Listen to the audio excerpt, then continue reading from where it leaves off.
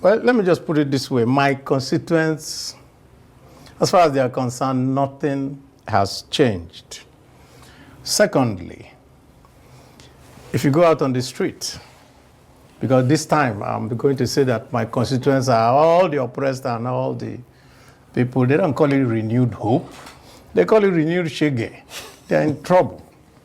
And we see it and we really don't know where we're going with it.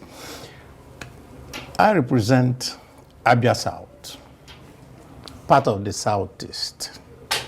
And so the Southeast, we're looking at the changes because we thought that with these changes, maybe there will be some adjustments that will also put some balm on what is going on in the minds of people from the Southeast. And sometimes when I discuss with my friends in the administration, the first thing they ask me, you Igbos, what do you want? I want to tell everyone, what do the Igbos want? Fairness and equity, which is in the Constitution. That's all that we want.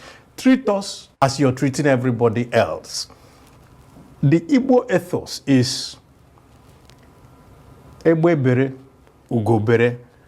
Let the hawk and the eagle perch.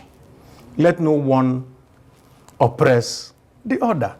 Every Igbo person is imbued inside us. So anytime that an Igbo person sees that you're not treating him fairly, they come out. And so for the Southeast, as far as they are concerned, okay, you can change, but like the French say, plus ça change, plus ça même chose.